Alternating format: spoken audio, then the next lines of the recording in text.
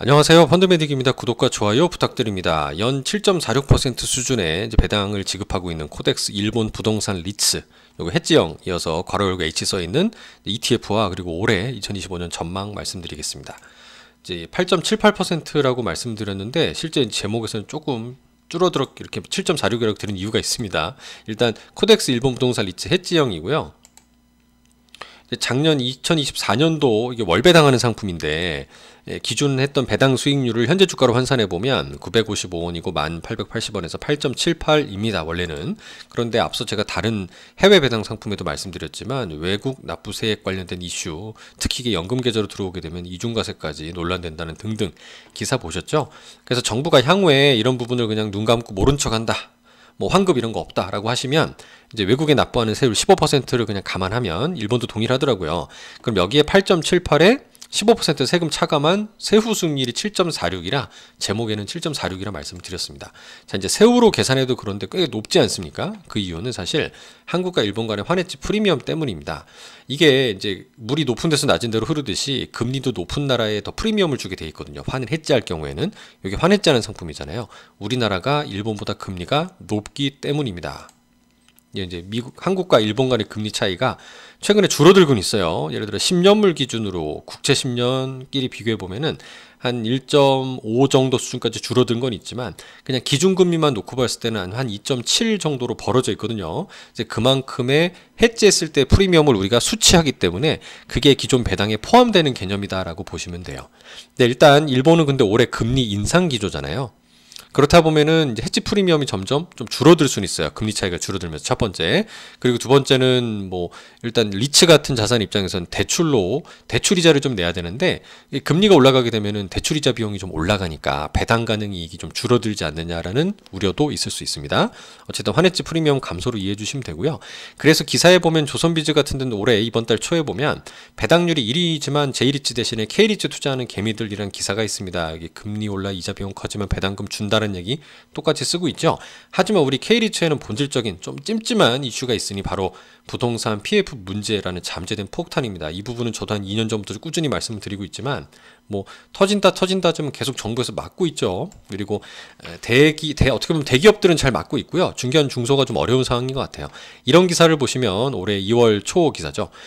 대형 증권사 1조 클럽과 중소형사 간의 양극화가 심화되고 있다. 예를 들어 밑에 보시죠. 23년 대비 24년 되면은 요 손실폭이 뭐 1000억대로 커지죠. IM증권 이런 데는 다올도 뭐 453억 마이너스, SK증권도 과연 800억에 육박하는 단기 순손실을 기록하고 있습니다. 굉장히 이제 부진한 부분인데 이 부분은 사실 증권사는 7%밖에 안 됩니다. 앞에 여전사, 캐피탈사라든가 저축은행 심각하죠.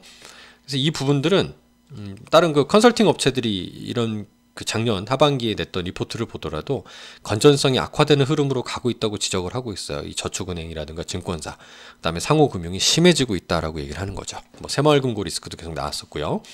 근데 다행인 거는 국토부에서 작년 11월 달에 부동산 PF제도 개선 방안을 내면서 리츠 업계가 환호하고 있다는데 뭐 여러 가지 얘기가 있는데 뭐 세금 관련된 혜택을 준다 등등이 포함이 돼 있거든요. 이게 미국에서도 이런 제도를 92년도에 도입한 적이 있는데 이후 5년간 리츠의 시가총액이 11배나 증가했다는 거예요. 그러니까 이게 이대로 꼭 된다라는 것보다 꼭 위기는 누구나 알고 있지만 이럴 때 시장에 변화가 생기고 있다는 점 좀 눈여겨보실 필요가 있다라고 생각이 되고요. 정부의 어떤 제대로 된, 그리고 일본에서도 과거 리츠를 계속 꾸준히 사줬던 어떤 정책적 경험이 있었기 때문에 이런 부분들은 뭐 사실 최악의 국면을 지난다고 그랬을 때 우리 K리츠도 좀 신뢰감을 찾고 좋아지지 않을까라는 생각이 좀 들죠. 그래서 저도 요새 리츠를 조금씩 좀 분할 매수해보면 어떨까라는 생각으로 좀 말씀을 드려보고 있고요. 그 앞에 들어갔던 좀 뜨거웠던 뭐 조금 손해 많이 보는 것들, 특히 해외 자산 들어가 있는 위험한 리츠들도 여전히 좀 언급을 드리고 있는 상황입니다. 조심해야 되는 거죠.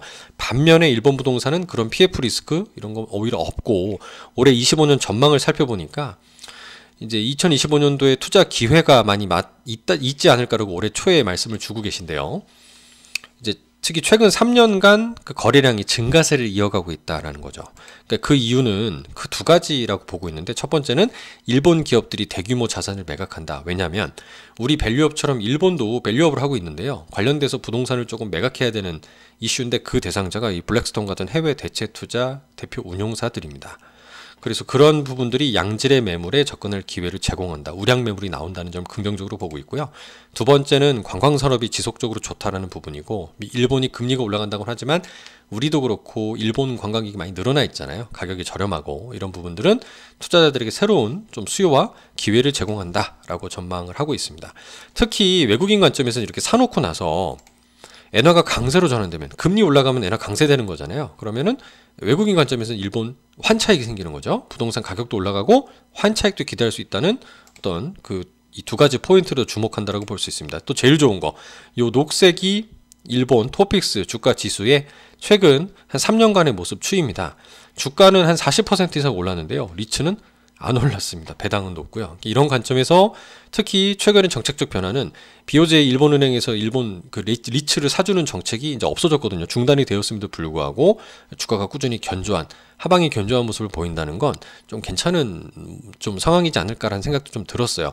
우리나라가 배당률이 뭐 이거보다 유사하거나 또 좋을 수도 있다라고 보지만, 상대적으로 일본은 선진국 리츠 시장이고 좀 이런 견고하고 안정성이 있다는 걸 감안해 보면 조금 저는 일본 쪽도 좀 관심 가져보면 되지 않을까 생각을 해봅니다. 감사합니다.